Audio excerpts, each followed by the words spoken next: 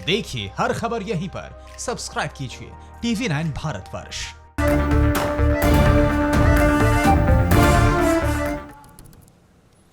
और अब जिक्र करते हैं देश के बुलेटिन का। देश के इस वक्त की सबसे बड़ी तलाश जारी है। तलाश कानपुर के मोस्ट वांटेड विकास दुबे की। 5 दिन बाद भी उसकी तलाश में लगातार करीब 1000 पुलिस लगी हुई है, लेकिन उसका कोई भी पता नहीं चल पाया है। ऐसे में सवाल यह है कि विकास दुबे को जमीन खा गई या फिर आसमान निकल गया। जरा देखिए, समझिए 100 सेकंड की रिपोर्ट। यूपी पुलिस की नींद हराम है, उनका चैन छिन गया है। अपनी पूरी फजीहत करवाने के बाद विकास दुबे की तलाश में पुलिस पिल पड़ी है, लेकिन 5 दिन बाद भी यूपी पुलिस डंडे ही पटक रही है। कानपुर के मोस्ट वांटेड विकास की तलाश में एसटीएफ के अलावा पुलिस की 40 टीमें लगी हैं, जिनमें करीब 900 पुलिसकर्मी शामिल बताए जाते हैं। इतनी बड़ी तलाश अब से पहले शायद ही किसी गैंगस्टर की हुई होगी, लेकिन विकास दुबे यूपी पुलिस की रडार से बाहर है। जब तक हम विकास दुबे और उनके साथियों को गिरफ्तार नहीं कर लेते, जब तक उनको हम कानून के शिकंजे में नहीं लेंगे, तब तक हम लोग इसमें शांत नहीं बैठेंगे। पुलिस उसकी तलाश में कानपुर से लेकर फिरोजाबाद तक, ग्वालियर से लेकर विकरू गांव तक हर जगह अपने पांव जमा रखे हैं विकास दुबे को ढूंढ निकालने के लिए, लेकिन अब तक उसका कोई भी सुराग नहीं मिला। विकास कहां पर है, सर्विलांस पर भी वो नहीं आ सकता, क्योंकि वो शातिर अपने साथ मोबाइल भी नहीं रखता, यानी पहुंच के हर रास्ते बंद। कुछ केसेस में को सॉल्व करने में कुछ समय लगता है, लेकिन इसका अर्थ ये नहीं कि ये हमारे टारगेट से और हमारे प्रायोरिटी से अलग हो जा रहा है। इसको हम लोग शीर्ष प्राथमिकता पे डील कर रहे हैं, और जो शहादत हमारे जवानों ने दी है, हम उसका कानूनी तरीके से इन सभी अभियुक्तों को एक लॉजिकल एंड तक इस चीज़ को ले जाएंगे और सबको हम सजा दिलाएंगे। बहरहाल विकास दुबे की तलाश में फिरोजाबाद, टुंडला समेत कई जगहों पर उसके पोस्टर चस्पा कर दिए गए हैं, लेकिन योगी सरकार और आला अधिकारियों को भी पता है कि इन औपचारिकताओं से आखिर क्या हासिल हो सकता है, और तभी तो उसकी पुलिसिया सांठगांठ को देखते हुए डीआईजी अनंत देव तिवारी तक नप गए। उनका भी तबादला कर दिया गया। और यहां पर बात करते हैं कि अहम खबर को लेकर। यूपी पुलिस की भारी फजीहत को देखते हुए सीएम योगी ने अधिकारियों पर दबाव और सख्ती दोनों बढ़ा दी। आपको बता दें, सीएम योगी का पुलिस अधिकारियों को आदेश, अधिकारी अभी मुख्यालय वापस नहीं आएंगे, और जब तक विकास नहीं पकड़ लिया था तब तक आपको यहां पर नहीं आना है। तो ये बड़ी खबर है। तो विकास दुबे के संभावित ठिकानों की लंबी फहरिस्त है, लेकिन पक्के तौर पर कुछ कहना मुश्किल है। कुछ एक्सक्लूसिव जानकारियां जो है वो आपके अपने चैनल TV9 भारतवर्ष के पास है। 100 सेकंड में आपको दिखाते हैं कहां मिल सकते हैं शातिर के सुराग।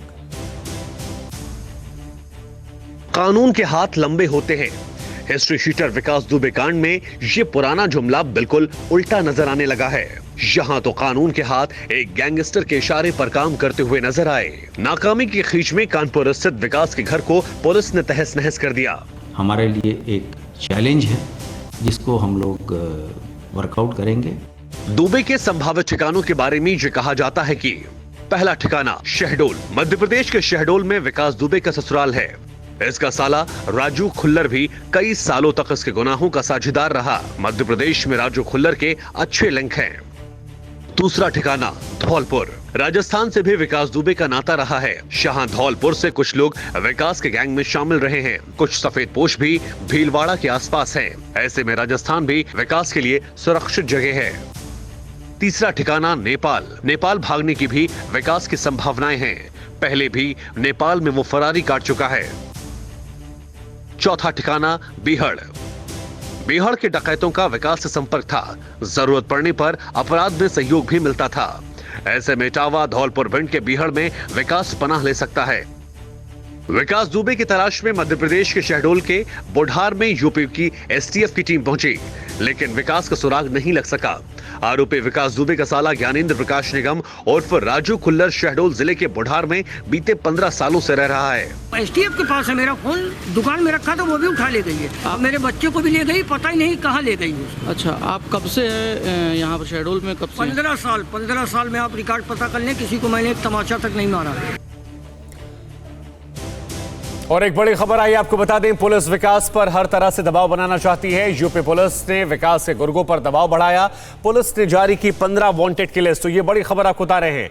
लिस्ट में विकास के गुर्गों का नाम है। ये सभी विकास के अपराध में शामिल रहे हैं। तो बड़ी खबर आपको बता दें, पुलिस ने 15 वांटेड की लिस्ट जो है वो जारी की है और इस लिस्ट में विकास के गुर्गों का नाम शामिल है। ये सभी विकास के अपराध में शामिल रहे हैं। तो बड़ी खबर एक बार फिर, यूपी पुलिस हर संभव कोशिश कर रही है विकास को पकड़ने की, उसे ट्रैक करने की। विकास दुबे की लोकेशन पुलिस को फरीदाबाद सेक्टर 28 के बड़कल इलाके में ओयो होटल में मिली थी। जिस जगह पर रुकने हुए आशंका थी उसी शाम पुलिस वहां पहुंची थी। होटल के कर्मचारी का यह कहना है कि पुलिस आई थी, कोई फायरिंग नहीं हुई। सूत्रों के मुताबिक 2 लोगों को हिरासत में लिया गया। 100 सेकंड में देखिए TV9 भारतवर्ष की एक्सक्लूसिव रिपोर्ट। यूपी का मोस्ट वांटेड विकास दुबे, जिसकी तलाश में न सिर्फ यूपी पुलिस लगी है बल्कि आसपास के राज्यों की पुलिस भी उसे ढूंढ रही है। 2.5 लाख के इनामी की इस तलाश में पुलिस को यह सूचना मिली थी कि वो फरीदाबाद में हो सकता है। सेक्टर 28 के बड़कल इलाके में इस गेस्ट हाउस में उसकी लास्ट लोकेशन मिली। यूपी पुलिस ने लोकल पुलिस के साथ एक टीम बनाई और उसके बाद तुरंत इस गेस्ट हाउस पर पुलिस की टीम पहुंची। जैसे ही पुलिस की टीम यहां पर पहुंची, आसपास के जितने भी इलाके आप देख रहे हैं, कुछ दुकानें मेरे बाएं तरफ भी हैं, दाएं तरफ भी कुछ दुकानें हैं, पूरे इलाके को कॉर्डन ऑफ कर दिया गया क्योंकि विकास दुबे हथियार चलाने में माहिर है। पुलिस को ये शक था कि अगर वो यहाँ पर होगा तो शायद फायरिंग भी हो सकती है। मौके में था, पुलिस वाले आई, सारे रूम चेक करने खोल के कुछ नहीं मिला, वो वापस चले गए। पुलिस के पास कोई इनपुट तो होगा तभी तो आई होगी। इतने देखो ये चीज़ हमें बताई नहीं है, ना कोई फायरिंग हुई है। फायरिंग होती तो सर देखो आसपास को भी मालूम होती यहाँ फायरिंग हुई है। वो आके रूम चेक करा उनने, वो वापस। बहरहाल इनका ये दावा है कि पुलिस यहाँ पर आई, पुलिस इस फ्लोर पे थी और एक एक रूम, यहाँ पर जितने भी कमरे बने हुए हैं सबको पुलिस ने तलाशा, सबकी तलाशी ली गई और उसके बाद जब कुछ भी नहीं मिला उसके बाद पुलिस यहाँ से चली गई। ये तमाम यहाँ पे कमरे, फिलहाल इस पूरे जितने भी यहाँ पर कमरे बनाए गए हैं कोई गेस्ट नहीं है, सबको खाली करा दिया गया है। लेकिन जो सोर्सेस ये बता रहे हैं कि पुलिस ने कुछ लोगों को डिटेन भी किया है क्योंकि शक यही था कि विकास दुबे इसी गेस्ट हाउस में रुका हुआ है। उसकी लगातार लोकेशन मिल रही थी और उसी लोकेशन के आधार पर पुलिस इस गेस्ट हाउस में आई थी। पावर, पैसा और पॉलिटिक्स तीनों आपस में बहुत पावरफुल होते हैं, लेकिन ये तीनों विकास दुबे को हासिल था। जाहिर है विकास दुबे अब तक फरार है और इसकी सबसे बड़ी वजह है उसका पावरफुल होना। 8 पुलिस वालों की शहादत के पीछे भी यही गठजोड़ सामने आया। 100 सेकंड में देखिए गठजोड़ टूटेगा, विकास दुबे सलाखों के पीछे कैसे होगा। यूपी की सियासत और यहाँ का सिस्टम किस कदर अपराधियों की गिरफ्त में है, ये विकास दुबे कांड से सामने आ गया। विकास का राजनीतिक पार्टियों और प्रशासन ने पूरा इस्तेमाल किया तो विकास दुबे ने भी बराबर का हिसाब रखा। कानपुर पुलिस का कानून भी इस मामले में कटघरे में है। ये मिटाने के लिए चौबेपुर थाने के सभी 68 कर्मियों को लाइन हाजिर कर दिया गया। पुलिस कर्मचारियों पे भी हम लोगों ने कुछ कार्रवाइयाँ की जिन्होंने पूरी तरीके से वहाँ मुचेटा नहीं लिया, उसके कारण उनको निलंबित भी किया गया है। डीएसपी देवेंद्र मिश्रा के दफ्तर की पुलिस ने तलाशी ली। लखनऊ रेंज की डीआईजी लक्ष्मी सिंह ने कंप्यूटर समेत यहाँ के कई अहम दस्तावेज जमा किए हैं। विकास अपने बिकरू गांव में अपना कानून चलाता था। ये तस्वीर उसकी गवाही दे रही है। ना कानून ना सुनवाई, विकास ने जो कही बस वही सही। इस वीडियो में विकास विकरू पंचायत में एक शख्स को धमकियां दे रहा है और लोग डर से उसे कानून मान लेते थे, नहीं तो पुलिस की मदद से वो अनाप शनाप मुकदमे लगवा दिया करता था। हास्य कलाकार अन्नू अवस्थी और उनके साथियों के साथ कार में घूमने का वीडियो सोशल मीडिया पर बहुत ही तेजी से वायरल हो रहा है। वीडियो में दिख रही 2 लग्जरी कारें वही बताई जा रही हैं जो बीते दिनों शहर के विजयनगर में लावारिस अवस्था में मिली थी। अब इस वीडियो में कितनी सच्चाई है ये तो जांच का विषय है, लेकिन इस वीडियो से इस केस को काफी मदद मिल सकती है। पुलिस ने गैंगस्टर की नौकरानी रेखा के घर की जांच पड़ताल भी की। शहर दर शहर विकास की तलाश तेज है। तो विकास दुबे के केस में जिस तरह की गंदी और शर्मनाक भूमिका पुलिस के अब तक दिखाई पड़ी और जिस तरीके से अभी तक वो गिरफ्त के बाहर है, उसके बाद TV9 भारतवर्ष के कुछ सवाल हैं। तो क्या क्या सवाल हैं वो दरअसल हम आपको दिखाने वाले हैं, क्योंकि आज TV9 भारतवर्ष कई सारे सवाल पूछने वाला है। ये देखिए, ये विकास दुबे हमारे सामने यहां पर मौजूद है और अगर सवालों की बात की जाए तो सवाल नंबर 1 यहां पर देखिए, क्या पुलिस में विकास दुबे के मुखबिर जो हैं वो अभी भी मौजूद हैं? ये एक बहुत महत्वपूर्ण सवाल है और ये सबसे वाजिब सवाल इस दौर में है। इसके बाद विकास को कैसे पुलिस की हर मूवमेंट की जानकारियां मिली, क्योंकि वहां पर जिस तरह जेसीबी खड़ी की गई, उसके बाद ये सवाल जो है ये बहुत जबरदस्त है। और तीसरा सवाल, क्या विकास दुबे को पकड़कर अपनी थोड़ी बहुत साख बचा पाएगी यूपी पुलिस? क्योंकि हर कोई सवाल पूछ रहा है कि पूरा प्रशासनिक अमला लगाने के बावजूद आप एक व्यक्ति को पकड़ क्यों नहीं पा रहे हैं। तो ये 3-4 सवाल जो ये बहुत महत्वपूर्ण है और इन सवालों के जवाब अब लगातार TV9 भारतवर्ष अपनी सारी कवरेज में लगातार पूछता जा रहा है। पुलिस, प्रशासन, सरकार, हर किसी से ये सवाल पूछे जा रहे हैं। तो ये सवाल हमने आपको दिखाए और ये सवाल हमने आपसे पूछे। इसके अलावा अगर बात की जाए अगली एक खबर और आई है प्रशासनिक मामले से जुड़ी हुई, जो सवाल पूछती है। दरअसल बलिया में एक महिला PCS अधिकारी ने खुदकुशी कर ली। पुलिस को मौके से एक सुसाइड नोट मिला और सिस्टम पर यह बहुत गंभीर सवाल खड़े कर रहा है, जबकि मृतक के पिता सुसाइड को मर्डर बता रहे हैं। 100 सेकंड में हम आपको दिखाते हैं आखिर क्या है महिला अधिकारी के सुसाइड मिस्ट्री और क्यों उसके पिता सवाल खड़े कर रहे हैं। गहमा गहमी के बीच में पुलिस के चेहरे पर तनाव की लकीरें साफ साफ झलक रही हैं। इलाके की पुलिस में हड़कंप मचा हुआ है। ये तस्वीर यूपी के बलिया पुलिस चौकी की है, जहां PCS महिला अधिकारी की खुदकुशी खबर के बाद मौके पर पहुंची पुलिस ने महिला अधिकारी के शव को कब्जे में ले लिया और इसके बाद शव को पोस्टमार्टम के लिए भेज दिया। खुदकुशी करने वाले अधिकारी का नाम मणि मंजरी है। इनके पिता का नाम जय ठाकुर है। साल 2018 से मणि मंजरी मनियर नगर पंचायत में अधिशासी अधिकारी के पद पर तैनात रही। एक अधिकारी का यूं फंदे पर लटक जाना कई तरह के सवालों को खड़ा कर रहा है। खुदकुशी करने वाली जगह से एक सुसाइड नोट भी बरामद हुआ है और इसमें यह लिखा है, दिल्ली बनारस से खुद को संभाल कर आ गई, लेकिन बलिया में मेरे साथ धोखा हुआ, मुझे फंसाया गया पूरी रणनीति के तहत। जबकि मृतक पिता का कहना है कि पैसे की गलत निकासी और फर्जी पेमेंट के लिए उनकी बेटी को पहले मारा गया और फिर फंदे पर लटकाया गया। उसको मार करके पंखे में लटका दिया गया है। किराए के मकान में रहने वाली मणि मंजूरी के सुसाइड नोट से मनियर नगर पंचायत सवालों के घेरे में है। वहीं प्रशासन मृतक अधिकारी के सुसाइड नोट की सच्चाई को बाहर लाने से बच रहा है। सर, कोई सुसाइड नोट भी मिला? अब सुसाइड नोट तो पुलिस बता, मैं स्पीड जाते क्योंकि मौके पे आप भी और कप्तान साहब दोनों गए थे। लोग गए थे तो सुसाइड नोट मिला है जी, तो पुलिस क्या लिखा है सर? ये मैं अभी नहीं बता सकता, न मैंने। जिलाधिकारी मौके पर मिले सुसाइड नोट को ना पढ़े, भला ये कैसे संभव है? आखिर सुसाइड नोट में ऐसा क्या लिखा है जिसे प्रशासन उजागर करना नहीं चाहता? हर मोर्चे पर मात खाने के बाद चालबाज चीन की अक्ल जो है ठिकाने पर आ गई है। ऑपरेशन शांति की उसने शुरुआत की है।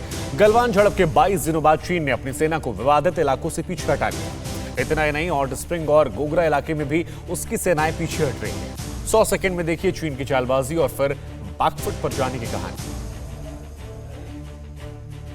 गलवान घाटी में झड़प के 22 दिन बाद आखिरकार चालबाज चीन की अक्ल ठिकाने पर आ गई और LAC पर विवादित स्थल से अपने सैनिकों को पीछे हटाना शुरू कर दिया।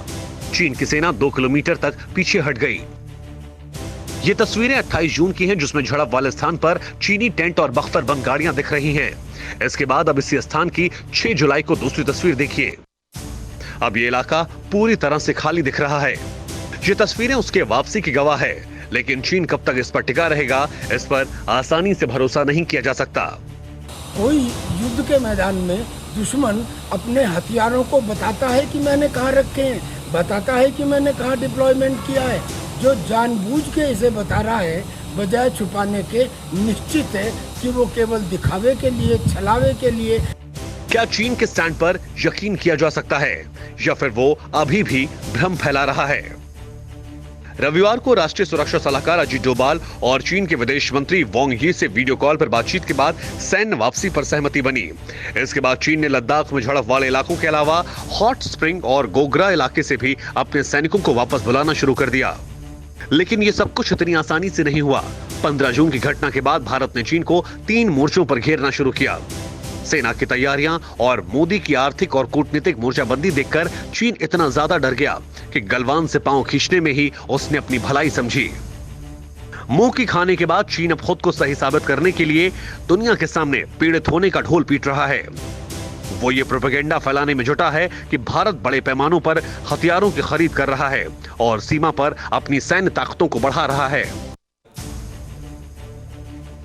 भारत और अमेरिका से जारी टकराव के बीच में चीन ने धमकी दी है कि अमेरिका दुनिया को जंग की ओर धकेल रहा है और अगर युद्ध होता है तो दुनिया लंबे वक्त तक परेशान रहेगी।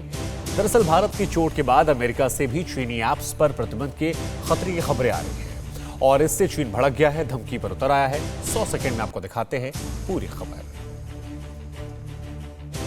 दुनिया को कोरोना का डर देने वाला चीन खुद अपने ही जाल में उलझता जा रहा है। अपनी करतूत और मोदी की मोर्चाबंदी से वो विश्व पटल पर अलग थलग पड़ता जा रहा है। आर्थिक नाकेबंदी ने तो उसकी नाक में दम कर दिया है। जिस तरह से भारत एक एक करके उसके निवेश पर चोट कर रहा है, वो बौखला गया है। भारत के 59 चीनी मोबाइल ऐप बैन के बाद अमेरिका भी टिकटॉक समेत चीन के कई ऐप्स पर प्रतिबंध लगाने पर विचार कर रहा है और इस बात से वो बौखला गया। उसने धमकी दी है अमेरिका दुनिया को जंग की तरफ धकेल रहा है, लेकिन शायद वो भूल रहा है कि इस बार उसकी चाल चलने वाली नहीं है। पड़ोसी देशों के साथ ही अमेरिका, ऑस्ट्रेलिया, जापान, ब्रिटेन जैसे बड़े बड़े देश उसके खिलाफ खड़े हो गए हैं। दक्षिण चीन सागर में अमेरिकी युद्धपोत उसे ललकार रहे हैं। साउथ चाइना सी में युद्ध अभ्यास के दौरान अमेरिका के बमवर्षक विमान समेत कुल 11 लड़ाकू विमानों ने विवादित क्षेत्रों में उड़ान भरी। अमेरिकी सेना ने युद्ध अभ्यास के जरिए चीन को अपनी ताकत का एहसास कराया। इसमें अमेरिकी सेना के अमेरिकी एयरक्राफ्ट कैरियर यूएस निमित्ज और यूएसएस रोनाल्ड रीगन ने भी हिस्सा लिया। ग्लोबल टाइम्स ने धमकी देते हुए कहा कि चीन की पीएलए अमेरिका की किसी भी कार्रवाई का करारा जवाब देने का इंतजार कर रही है।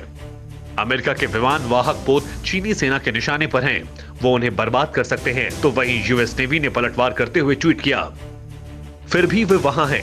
एयरक्राफ्ट कैरियर दक्षिणी चीन सागर के अंतर्राष्ट्रीय सीमा में घूम रहे हैं। यूएसएस निमित्ज और यूएसएस रोनाल्ड रीगन किसी से डरने वाले नहीं। यानी चीन अपने ही चाल में उलझता जा रहा है और नतीजा ये कि वो बौखलाहट में दूसरों को धमकियां दे रहा है, लेकिन उसे ये समझ नहीं आ रहा कि अब की बार उसका पाप पानी के ऊपर तैर रहा है और इस बार वो ना सुधरा तो उसे इसकी कड़ी सजा मिलेगी।